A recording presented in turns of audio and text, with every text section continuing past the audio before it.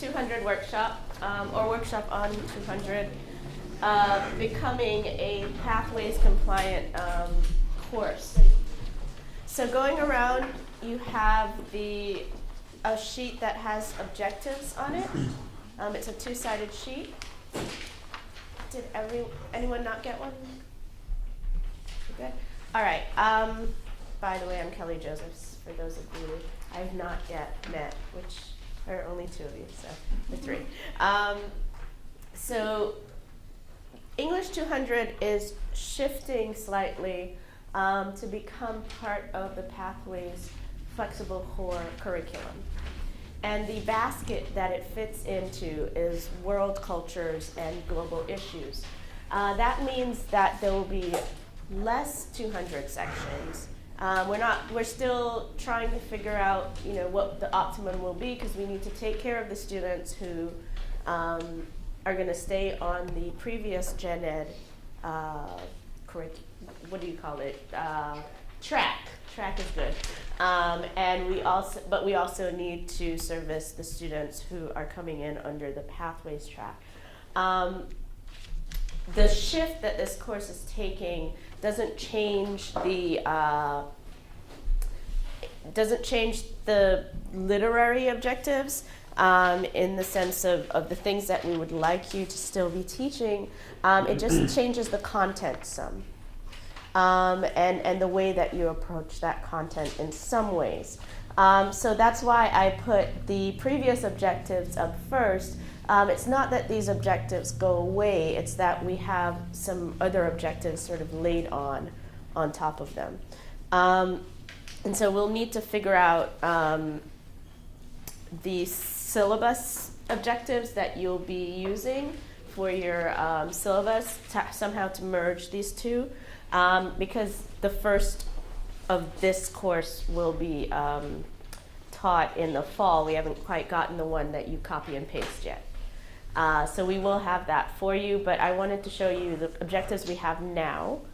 So those are up top. So ability to relate literature to the human experience, awareness and appreciation of the various genres. So definitely these things stay the same.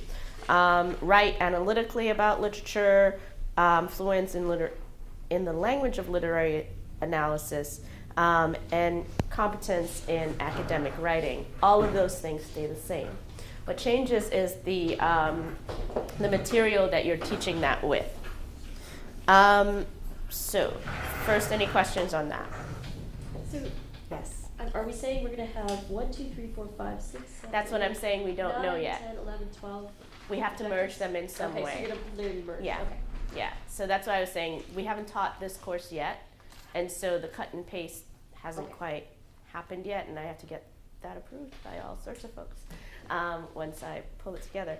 I am teaching this course this semester as sort of a pilot, see how it will work, and it's going really well for me. It's a hybrid version of the course. You'll see my syllabus, my schedule in a second. But the material, the students have been really responding to the material very well. And so I'm excited about the course and the materials that we will get to teach. So the book I didn't bring the book we have now, but you all are familiar with responding to literature. Judith, what's her name?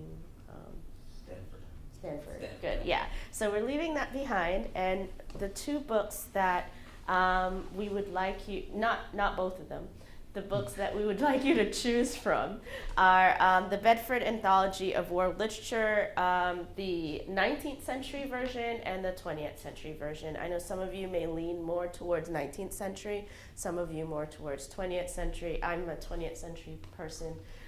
So we have the option for you between the two. The choices in there are so broad that your course is, of course, not going to look like my course, even if we're using the same book, just like regular 200.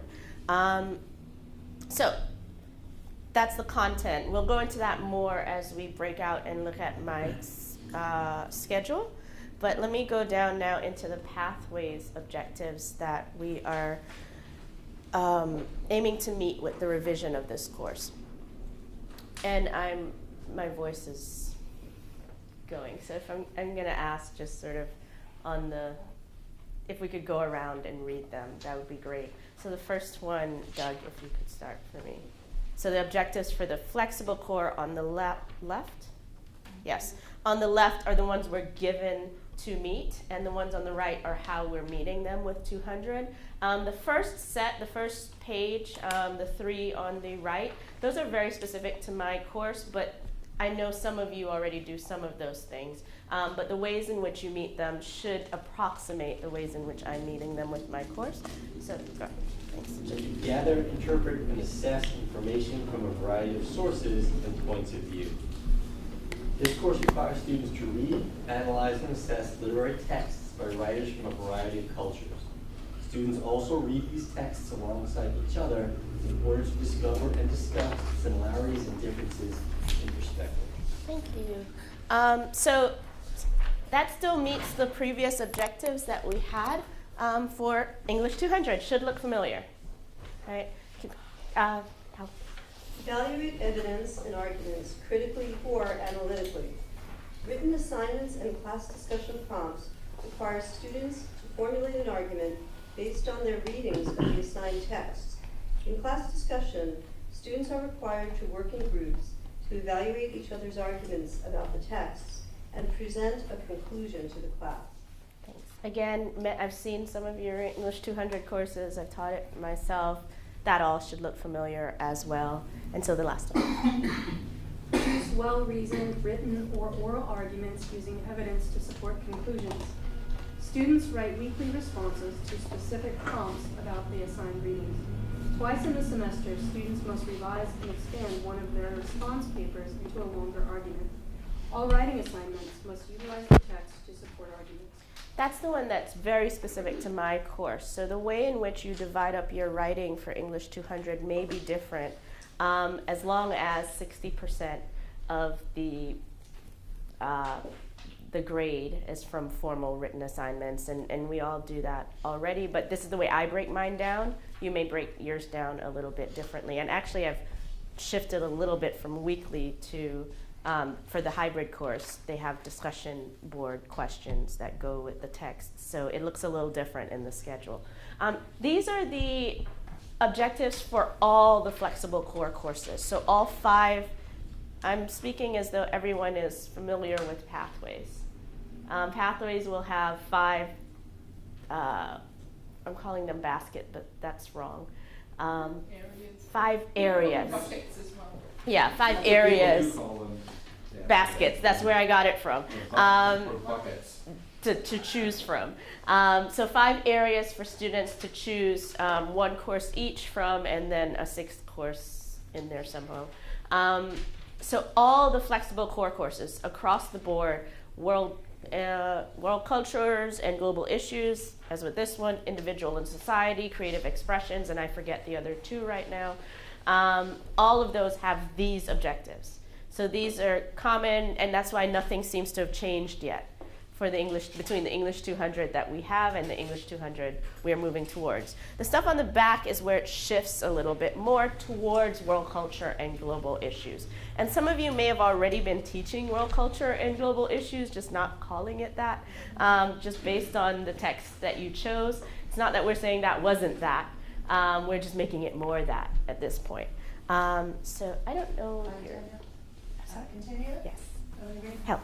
Yeah. Identify and apply the fundamental concepts and methods of a discipline or interdisciplinary field, exploring world cultures or global issues, including but not limited to anthropology, You don't have to, communications, yeah. cultural Unless you can. studies, economics, ethnic studies, foreign languages, building upon previous language acquisition, geography, history, political science, sociology, and world literature. That's a lot. So it's just the list of things that, including but not limited to. We fall into that group of things through the world literature part, and You can go ahead and read the other side. English 200 relies on students learning and utilizing literary terms, from the simple terms to identify genre, short story, drama, poetry, etc., to more specialized terms such as alliteration, setting, plot, enjambment, etc. Students examine how writers from different cultures employ different techniques to convey meaning, with minority cultures often destabilizing the literary forms mandated as canonical by majority cultures. Right, so that's what we're asking now for you for there to be a more emphasis on those global issues. Thinking about canonical versus non-canonical, majority cultures versus minority cultures, to meet that objective of world cultures and global issues. Questions about, I didn't really ask if there were questions about the first ones because they were so much similar to what we're already doing, but any questions about this first one for world cultures and global issues? Just a comment that I think that this does a good job of balancing the two parts of it, because it's not just that it has to explore world culture and global issues, but that it also is using the language of the discipline. Yes. So that we shouldn't apologize that we're teaching some lit crit terms here. And that's why it's or class, Yeah. right? In this Right. basket and not someone else's Right, class exactly. or another department's Exactly, class. but Yeah. sometimes when it's like, well, there's all these different ones and world literature, you sort of get the feeling that you really should be teaching anthropology or something, but that's not the case. This requirement has those two pieces, that Right. you use a discipline and you look at the global issues. Right, thanks. So yes, genre and our terminology, other terminologies are still a very important part of English 200. Questions? Thanks, John. If you could read the next one. Okay. Thanks. Analyze the historical development of one or more non-U.S. societies. Setting is an important part of approaching any literary text, and students are required to examine how time and place affect their reading of a literary text. In order to properly interpret text removed from their own historical moment, students will learn about historical developments such as, but not limited to, independence in the Caribbean, the establishment of the People's Republic of China, and the partition of Asia.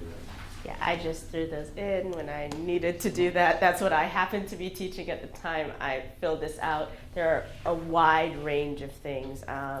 I started my current class with Heart of Darkness, and so colonialism was, of course, a huge part of the beginning of the discussion.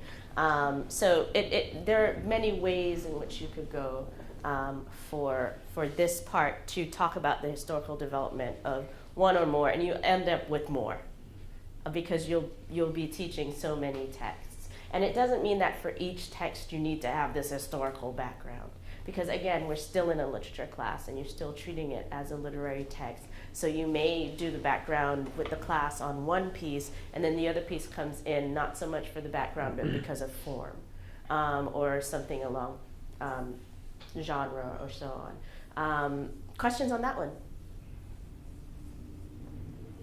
Wow, okay. I know, it's pretty similar to what we're doing already, but let's keep going for the next two. I just Yes. wanted to clarify something. So these are, as I understood the learning objectives for pathways, is we could this 4 or there were 6 or something. No, we could there were choose- 6, and there were we could 2. choose 3 or something. I think it was 3. We chose fit 4. Okay.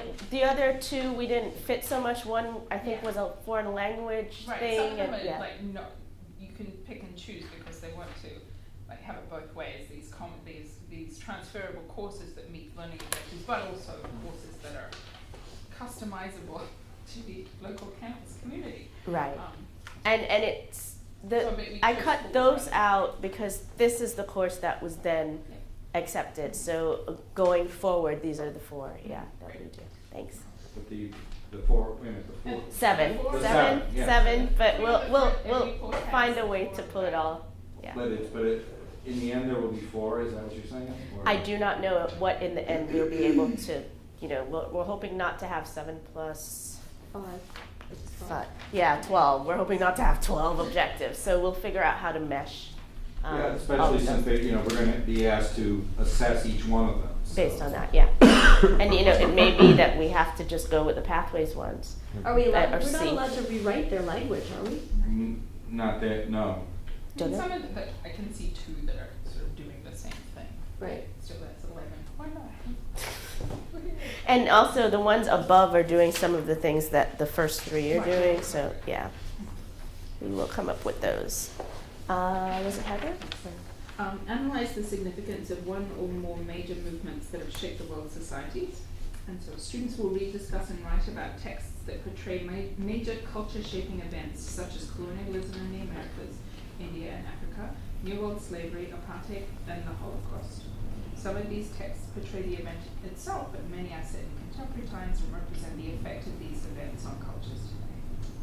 Cool. So it's very similar to the one above, but looking more specifically at events or movements rather than entire societies. But couldn't it also be something like romanticism, a sort of intellectual movement?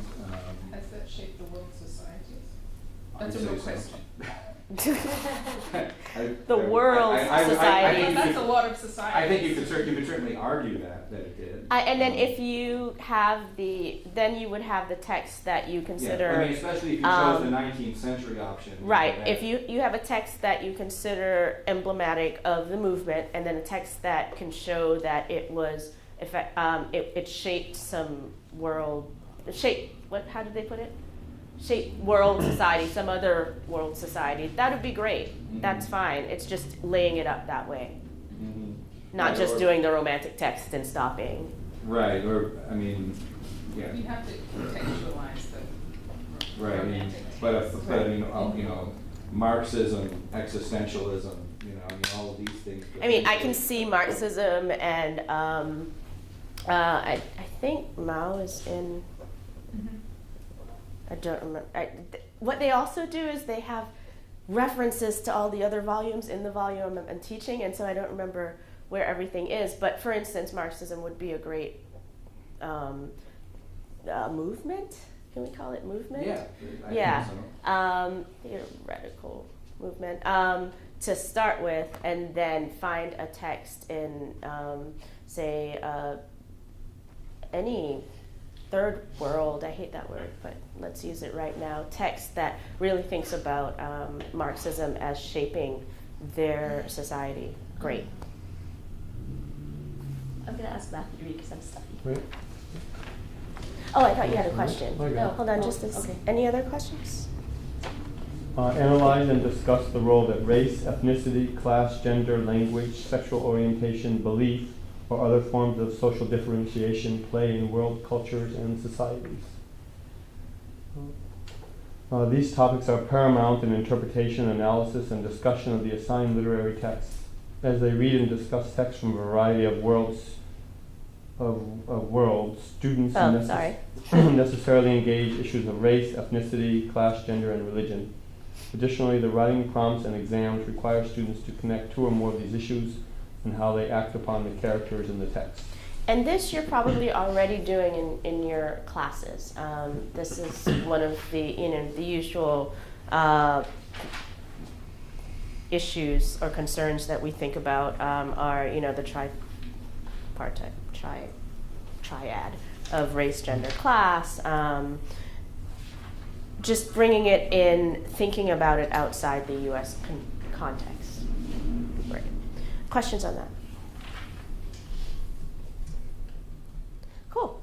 So I'm going to pass around my particular schedule. Again, this is very particular to me. And this is using volume 6. So I have a couple of the books. First, we're gonna look at it for a little bit and see if you have any questions, and then I'm gonna ask you to make your own first 4 weeks of the course using either of these books. You'll see on mine that I add a second book at the end of the semester because I like my students to go more in depth with one author. You don't have to do that, of course. I just add a book. And I also could bring the author here, so I couldn't bring any of the authors in the world literature book here. So that's what that bottom part with sections of an orange is. So everyone have one? Yeah. So I've broken up my course into discussion topics. So colonialism, otherness. Right now we're questioning the status quo, and then we're going to deal with the author's text in depth. As you can see, 200 level, we're dealing with sometimes just one text at a time because of length or complexity, but oftentimes more than one text together. And I tried to group them based on similarities in terms of topic, but sometimes it was just about where in the world it was written. So mostly it was about topics. So Achebe comes directly after Conrad, because Heart of Darkness, Achebe is writing back to Heart of Darkness. So they had to read Heart of Darkness first in order to understand Achebe. And I wasn't sure how that was going to go with a 200 level class, to start immediately with Heart of Darkness, because it's not a short text. It's not, the most exciting text.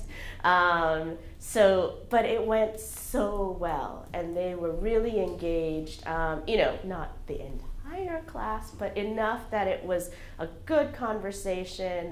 They wanted to talk about, the women who were really not in the text. They wanted to talk about whether, when they got to Achebe, they were arguing who was right and whether Conrad really is racist or if he's just a product of his time. So that's all meeting the objectives of thinking about time, thinking about place, thinking about differences in cultures and contact between cultures, really meeting the objectives of world cultures and global issues in this basket.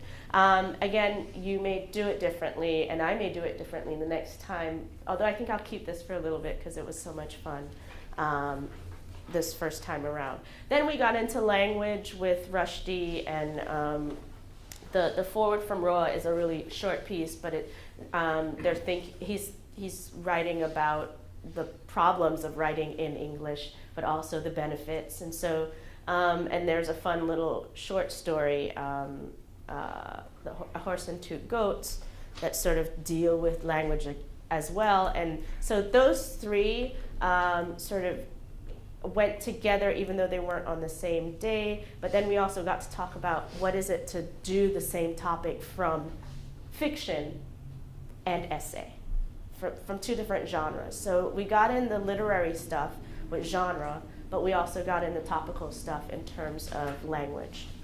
So just showing you the first 4 weeks, you can, and then I bring in plays and so on towards the end. The only thing I don't do this semester is a novel, but I do the novella, so it's close. I sometimes bring in a novel towards the end. The Sections of an Orange is a collection of short stories. So you could do it different ways as well. I can't remember if there's a full novel in this or not. I'd have to go back and look. Questions? Can you talk about, Yes. Oh, I'm sorry. Can you talk about what you're doing? You talked about colonialism, the otherness. Can you talk a little bit about the status quo? Status quo. Okay. Because Yeah. I don't know any of these. Well, I know Conrad, but I don't know any of these sources. So we're on status quo right now. We're dealing a lot with gender in right at this moment. So the first two, Hakeem and Hussein, are dealing with patriarchy and how society is set up in terms of gender. So the fate of a Cockroach is a fun play. It's sort of longer, so they really read it over spring break and then came back. So it starts out with cockroaches, and a king cockroach, a queen cockroach, and they sort of are discussing how their society is set up and why they can't overtake the ants. And it's just a fun little first part. That really, because it disrupts, or attachment to human superiority, it makes us question some of the things we take for granted, or it's meant to. So we talked about hierarchy. We talked about communal action. So do we work together as humans? Is it better for us to do that? What do we think usually is what we should do, and what is it that we do? So that, but gender was the large part. I wanted to move from that into, and it's an Egyptian text. And so we had a student who was Egyptian, who is Egyptian in the class, and wanted to talk about, rather, I wanted them to talk about it, but he was able to bring in some personal experience as well, but reminded the students this is an Egyptian man writing, that the women were very outspoken in the play. And so what it meant to have him writing this in 1966, I was very proud of my student for like standing up and saying, think about time period and so on. So I didn't have to do it, but that was part of the reason for having it there as well. So that's what I mean by status quo. What is it that we take as normal? And there it was mostly gender as well with Hussein. The Sultana's dream is a woman falls asleep and she dreams an entire world where it's sort of like, what's the book you used to teach, Patricia? Her world, or her land? Is it? I haven't read it, but I feel like, is it like made up of women? Yeah, so basically she dreams that. She dreams that women are running things and men are in harems, and it's this wonderful dream that she has, and then she comes back to the real world. So we haven't done that yet, so I'm hoping it will go well with what we've done this week.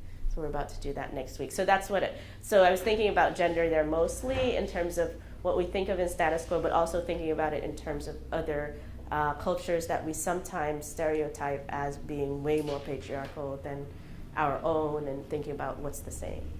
So that's what status quo was. And then Sections of an Orange deals with sexuality in the Caribbean and the Caribbean diaspora. So mostly queer sexualities in terms, not even queer, just, I'm not fully remembering all of the text right now because I read it a little while ago and I have to reread it, because then he's coming to talk to the class, which I'm really excited about. I'm doing it for 2 classes. So it's a Trinidadian man, and the men in it, not all of them are gay men, but they question, it's the questioning whether they're gay, whether they're bisexual, whether they're culturally appropriate. Some of the stories are set in Trinidad. Some of the stories are set in New York or Boston, and thinking about what it means to be here, and Trinidadian and male. So all of those things together. We haven't gotten there yet, so I'm interested. We haven't dealt with, have we? Any types of sexuality yet? At all, like no kind. So I'm interested to see how this goes over in my class, because we did Walcott, which was our only Caribbean text, I think, so far, and it was all his poetry.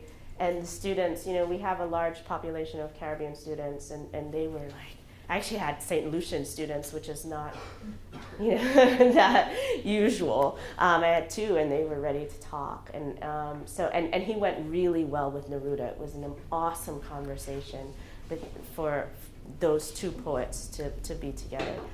So does that help? Yeah. Sorry, I didn't want to just kill you with my class. You speak about writing weekly responses, but Mm-hmm. the syllabus here indicates you have 4 responses. Right, so I changed it from that because I was teaching a hybrid course. Okay. So the stars that you have, the little asterisks, Yes. that are there for just about every week, those are discussion board prompts that they are answering. So it's not a formal response there, but they are writing weekly about it. Okay, how long are those responses? The ones on, you mean this one or the one on the discussion The board? ones that you suggest as a weekly response. Those, they have to write their own post, which is 150 to 200 words, and then they have to respond to 2 posts, which are 50 All right. to 100. This is a hybrid course. Yeah, this is a hybrid course, so that's part of their class participation. And then the responses that they do write are 500 to 600 words, And the what formal about ones. the paper? The paper is 1,000 to 1,200 words. Each paper? Yes, the extended papers, so Yes. paper 1 and paper 2, yeah. So that's, so these are very high stakes, I guess, or, higher stakes papers, and they end up being a large part of their grade, but they still have to do weekly writing.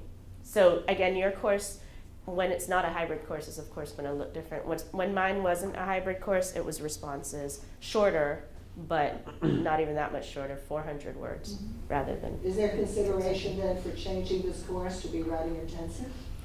I Simply because wasn't. there's so much writing that's involved. Yeah, I've always done it this way without writing intensive, but I know it can be writing Well, I intensive. have taught it at writing intensive a number of times, but we're not planning to make all sections writing intensive. But if you want your section to be writing intensive, then you can submit it to be ad hoc, but you have to do that ahead of time. You, But why not make it writing intensive? What is is there any argument? We had this argument in the department, and I don't remember why it ended up the way. I'd be interested to hear what the part-time faculty think about this, but my position on this is that, you know, it would be a good thing to have it writing intensive because then the class size would be down to 22. Or 25. 25. 22 is the. We wish 22. Yeah, 25, but that's still better than Yeah. 30. Mhm. And since we're basically meeting the requirements anyway, aren't we? Well, there's this thing in the requirements that was about revision that I knew that I meet this time, but I wasn't meeting before because they were writing new things all the Mhm. time. So Yeah, I knew that was my saying course you was. did have it in here, yeah. The course was, because it's part of Gen Ed, was supposed to be writing enhanced, and Kelly's got that on the top, which Yeah. that's not something we've ever particularly worked on on campus, and I think one of the reasons we didn't do every course as writing intensive was some people just didn't want to do revision in particular, and also we were dealing with so many sections that it was. And I think other disciplines also were concerned about the students being required to do two, right, on the lower level. Right. So if it's, you know. Well, they- now- We're saying now. Yeah, well now, Yeah, since intensive we've got for the fewer courses. sections and also there is a deficit of lower division writing Yes, that's classes, right. that it might be timely to reconsider the question. Yeah, I mean, we could even, we could do it for the fall even. We would have to decide that right away, but, you know, I'm sending in various, you know, revisions to the writing intensive thing today. So, if there are people who are teaching it in the fall who want to do it WI, I mean, I don't think we should just say, you know, blanket that they all are, but. Well, just let me clarify to remember, you know, in this, talking now as scheduling chair, in this transition, it's very hard to know how this is all going to shake out. So basically, how did I do it? The number of sections that we had for 200, I've now scheduled for 126.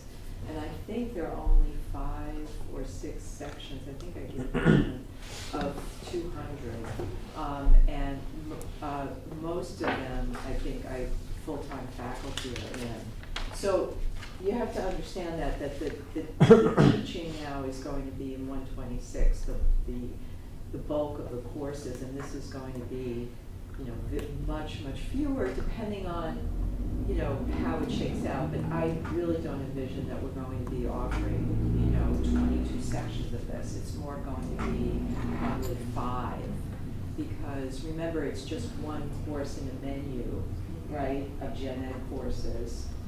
And the students who would be required to take it are the ones who don't opt into the new Pathways curriculum, right, would be our really juniors and seniors, and you know, so there's probably not going to be. They've probably already taken it. Yeah, so I don't. Some you of know. them. Not necessarily, Because but. if you Yeah. look- Probably. It might be helpful if you want to go online, the part-time people, if you just want to get a sense of what the York College Flexible Core course is going to be under Pathways. You'll see foreign languages, for example, is offering many sections of, not sections, but courses that they're going to be rotating as well, called world literature.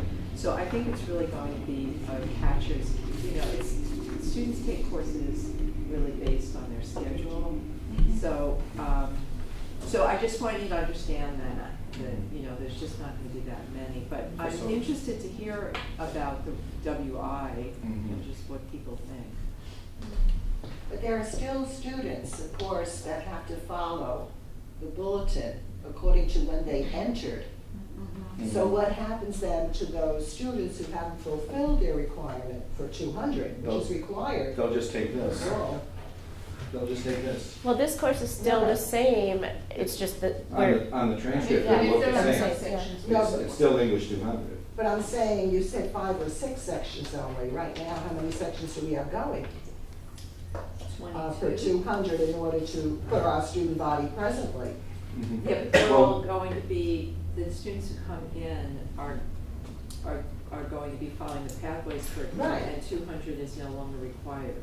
Right, Right, but I'm and- saying we still have students here. But we- yeah, but that's where I Haven't started, fulfilled that requirement, because I'm thinking of my 200 courses, that are filled and there were with juniors and many seniors. students who were juniors and seniors who were taking 200, Yeah. and they were not freshmen, But that's where I started today, in that we are still working out what amount is gonna be the best, in terms of the amount of courses. Because Yeah. it may be that we have too many 126s and not enough Too little 200s. 200s. And we may make some adjustments, but we do expect that most of this year's students will probably opt into the new pathways. So it would just be the stragglers that you're talking about, the juniors and seniors.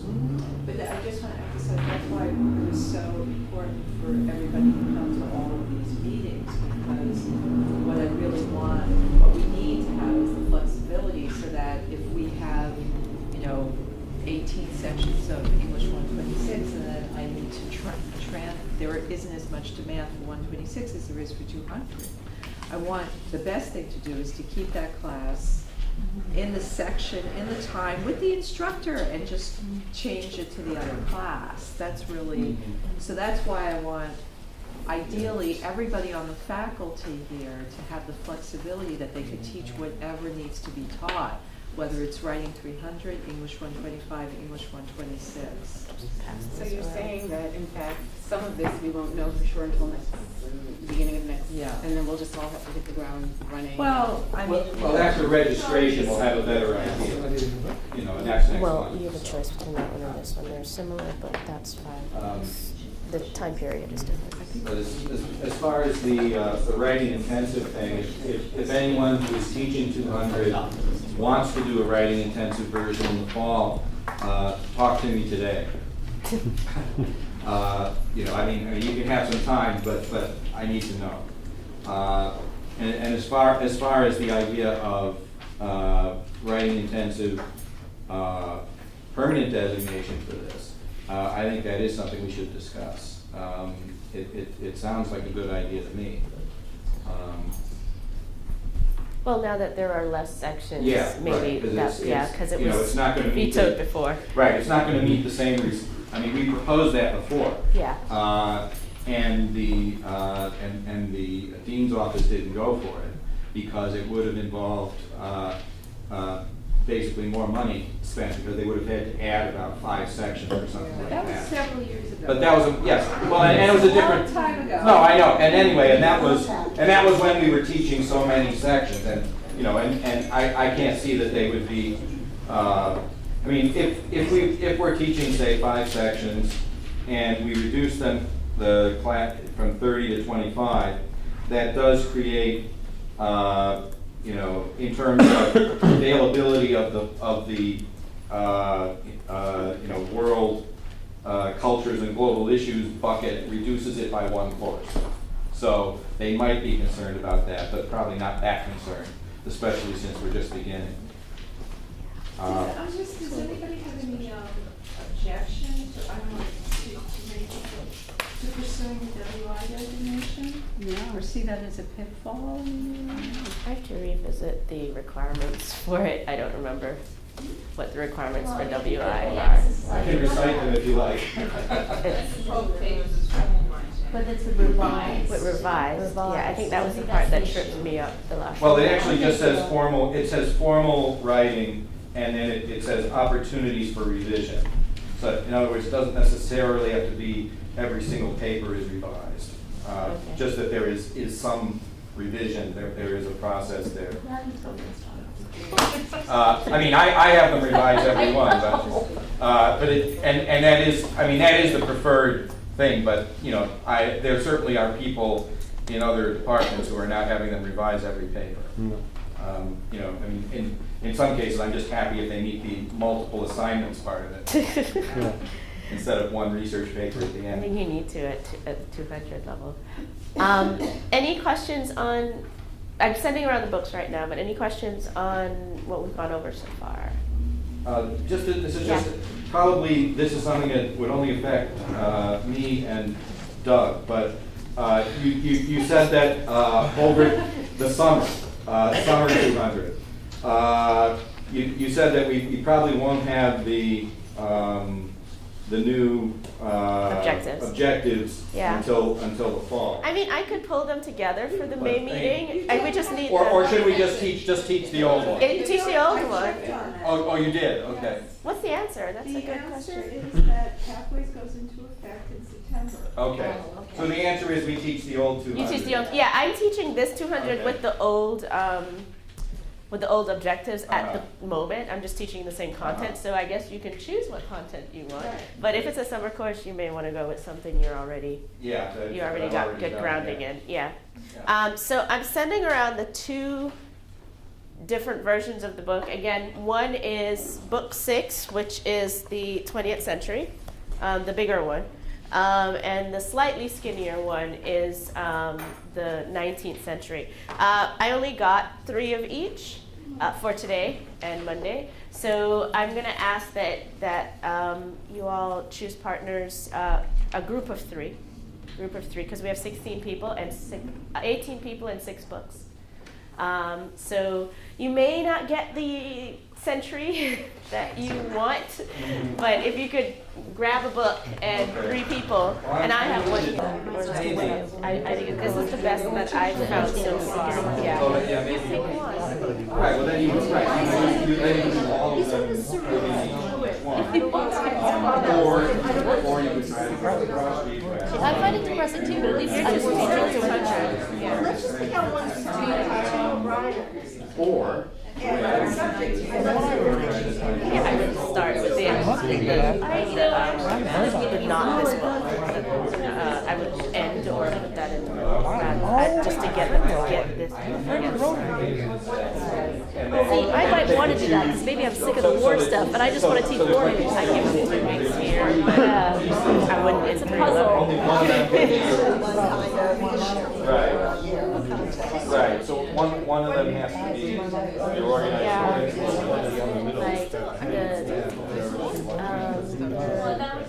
is the one where wait, okay, maybe I still have Doll's House.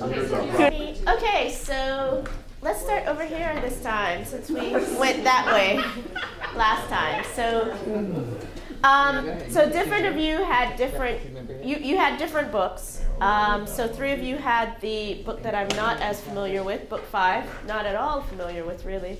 I mean, I'm familiar with the setup because it's the same, but the texts in there I haven't looked over yet. As all of you may have realized, to teach this course, you're going to have to go through the book and figure out now what texts.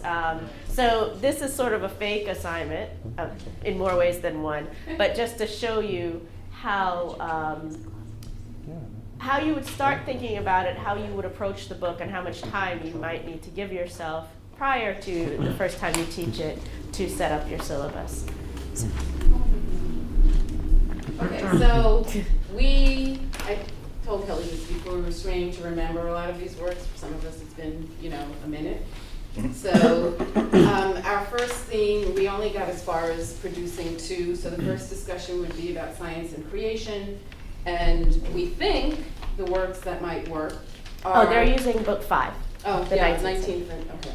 So Hirata Tsutana's The Creator God, Ibsen's Hedda Gabler, and Baudelaire, a collection of Baudelaire's poems. Students would write a response to that. This is as far as we've gotten. And our second discussion or theme would be society and its discontents. And the readings for that would include Cherry Orchard, The World is Too Much With Us, and from Bushido's The Soul of Japan. So we're thinking maybe 3 discrete works for each theme, and then assigning, I guess, 2 weeks to each theme or discussion. So that's as far as. Yeah, because one would probably be longer, and then Yes. 2 could be on 1 week, and, Yeah. and depending on whether you're teaching this 2 days a week or one day a week, yeah. You could, cool. Any But it's questions? big and beefy and meaty, this is the thing, so this is a course that would require, I think, for me at least, a study, you know, a period of intense. It'll be fun. Yeah. It'll take you back. And one of, well, I'll let everyone else talk. So So, it's very canonical undergraduate. and again, you don't pick the 19th century book if you're not that you're, necessarily all that familiar. Again, I had to go back to Heart of Darkness for a little bit beforehand to, know what I wanted to go into the classroom with. So it's, yeah, you pick whichever book suits you more. Well, I thought that we were more with thematic because we didn't actually pick specific works out of here, but we had the sense that these general topics were included, so we'd still have to drill it down. But for example, starting with emancipation, and then from there going to rationalism versus romanticism, and both of the arguments on either side that contribute to this idea of emancipation, Okay. as well as the new man and the new woman, during the 1900s, 1800s, as time changed. And it might have to be supplemented with some things that you bring in from the outside. Yeah. Again, I'm not as familiar with this book. The only caution that I would say with that is that emancipation doesn't get locked into American. The American, because we have the earlier part. It's Yeah. European compared to American, and a lot of what went on in That's Europe, and plus the whole idea of the new man, emancipation of humankind from the old world to the new world, and then the feminist response to that. For example, Wollstonecraft with the rights of woman, that kind of thing. When was that? 1789. So then you have to Bring that in. Yeah. Yeah. Cool. Thank you. Yes. You guys have 20th century. Yeah, we picked the theme of war. Our first week, there's a whole section in the book. First week was remarks during the war. During the war, so remarks all quiet on the Western Front, and Owen's Dulce et Decorum Est. And Szymborska's The Terrorist He Watches. Those 3, put them together. Then week 2 would be, it's about the philosophy of war. So we're going to do Borges's Garden of the Forking Past. And I thought we might bring in something from outside Krishna's speech to Arjuna in the Bhagavad Gita. I mean, the whole idea is you killed them before they killed you, that kind of idea. And Garden of Forking Past is also this idea of many different lives. So that was philosophy of war. Third week was slightly distanced response to war. Chelan's Death Fugue and Tamura's October poem, the aftermath of war. And week 4 was existentialism, because that was another section, as a response to war. So we do always Hiroshima Notes and Camus' The Guest, which also is about war and existentialism at the same time. Cool. See how great that It's like, I want to take your course. I would actually enjoy teaching that. Yeah, it's and students I've found are responding. I mean, maybe it's just that I've been teaching from the other book for a while, and so I felt sort of the same. I was hearing the same responses to text, which is new for them, but not as new for me. And so teaching this has been sort of invigorating in a way because it's new responses and new discussions. So that sounds great. Yeah, they love All Quiet on the Western Front. I've taught this semester, and they want to talk about what it means to kill someone and then not want to kill someone, and then what humanity is and what madness is, and so on. We had the 19th century book, and we thought of basically taking a geographical / colonial approach. So in applied linguistics, I've never taught this kind of class, ever, and last did literature stuff in 1996. But in applied linguistics, there's a metaphor or a description about what happened with the spread of English in the world, and it says that there's the inner circle, the outer circle, and the expanding circle.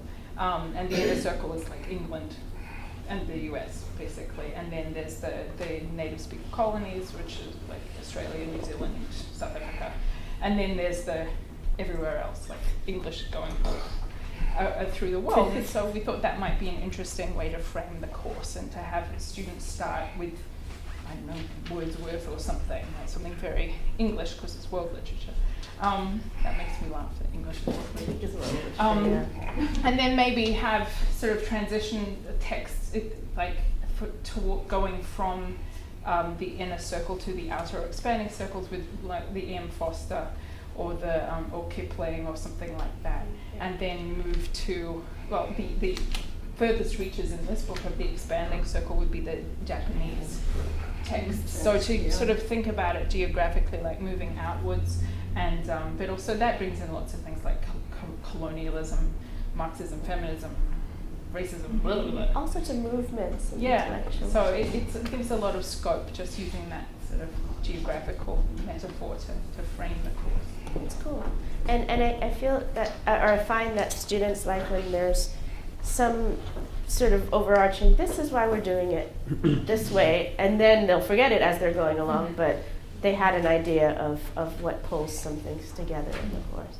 And along those lines too, if we're going to have a kind of geographical approach, one can take such issues as ethnicity and class and race and find them reflected in some way in these readings.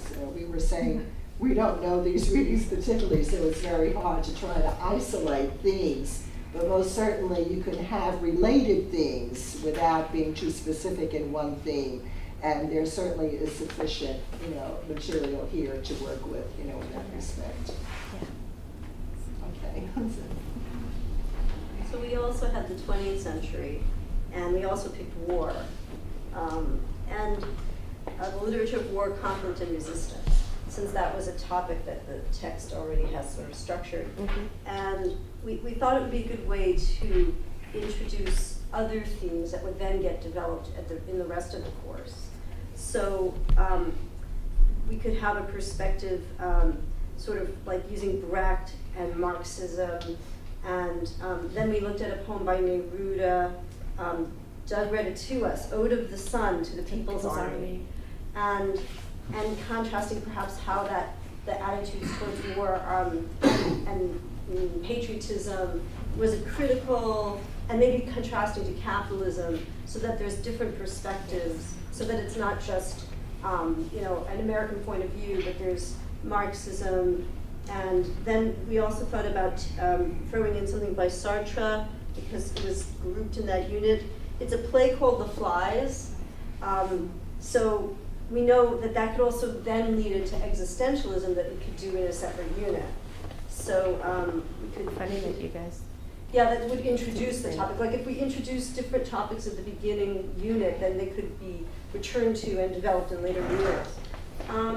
And we had, a few different writers. We also had the Japanese poet, Tamura Ryuichi, is that how you pronounce it? They tell you in the book. This is kind of cool. They have like pronunciations of names, but it's at the end of each thing.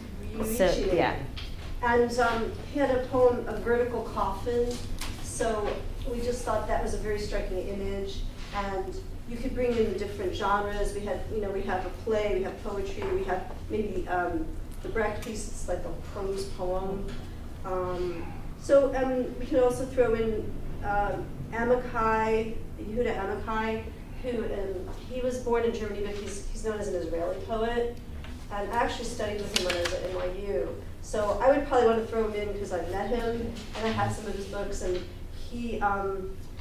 he's he's a Holocaust survivor, so that might be another way to raise the issue of war. And then the Japanese poet might have a different perspective on World War II, so we could have that kind of dynamic.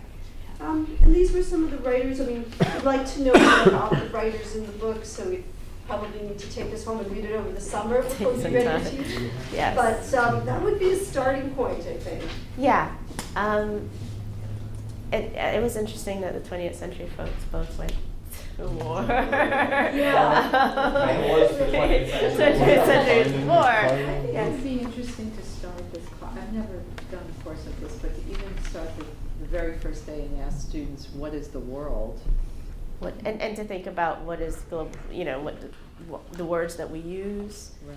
I didn't do this either, but it could have been a good introductory class. I just wanted to get them into Heart of Darkness as soon as possible. But yeah, you could start out by making them, not even bringing this in the first day, and having them sort of talk about what global culture, world cultures, and global issues look like to them, and move from there. But It'd be what is it? How do interesting. they imagine what the world is? Looks like. The world is on their little iPhone. It's the World Wide Web. It's your iPhone. So yeah, those were great. We had various topics, and many of you didn't forget that it's a literature class still. That yes, we're looking at new content or mostly new content compared to the previous English 200. But we're still thinking thematically, or thinking in terms of how to put literature next to each other, put texts next to each other, what types of texts we use, what genres, how do we cover it, whether we bring in outside texts or not.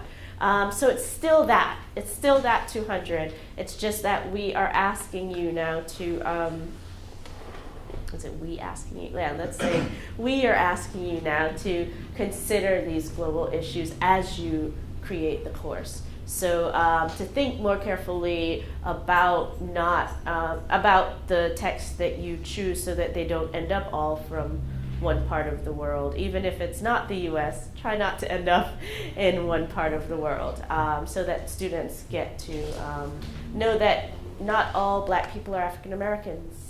That's one that I get a lot because of the work that I teach, but trying to get them out of that because they think that they're being politically correct, or just don't even think about it, to get them sort of thinking outside of America through this literature is really good. Any questions? Yes. I have a philosophical question. I don't know if I can answer that. I think it's philosophical. Anyway, it's in your planning. Why did you go back to the 19th century?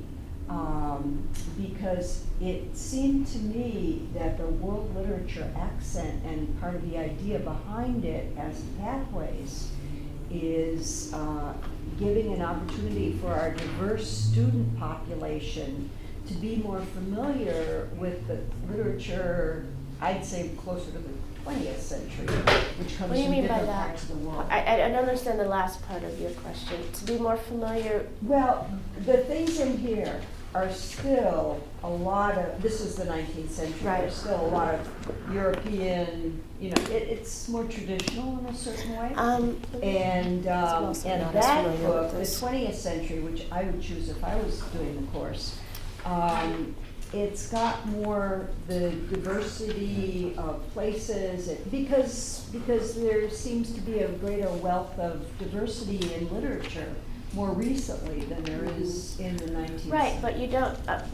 I'm just. If you want to answer philosophically, go ahead. I have an answer, That but. stems from my sort of laughing at England being included in as world literature, but I think that's really important to denormalize the to break down this idea that there's the exotic other and then there's the center. I mean, we should other Europe. We should make that into something that we think about too.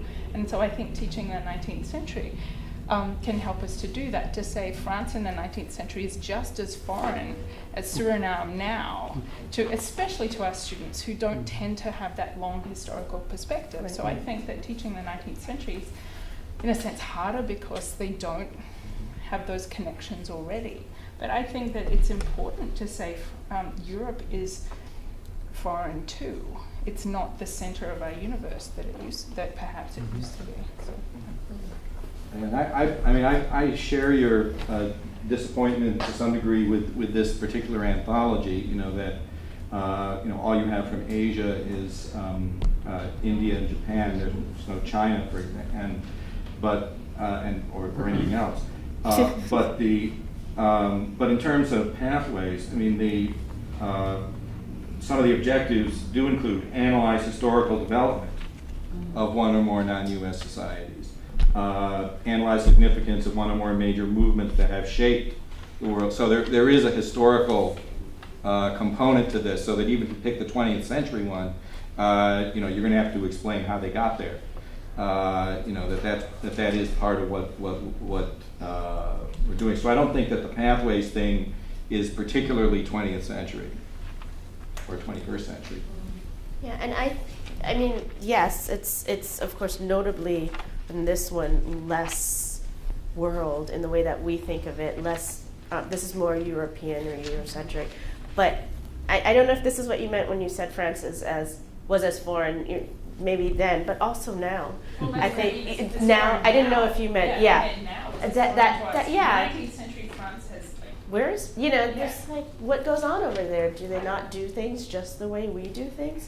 And yes, they're not going to be doing things just the way we do things in 19th century France, but to think about France as this different space, those things. But also, I think, remember, we only have 15 weeks.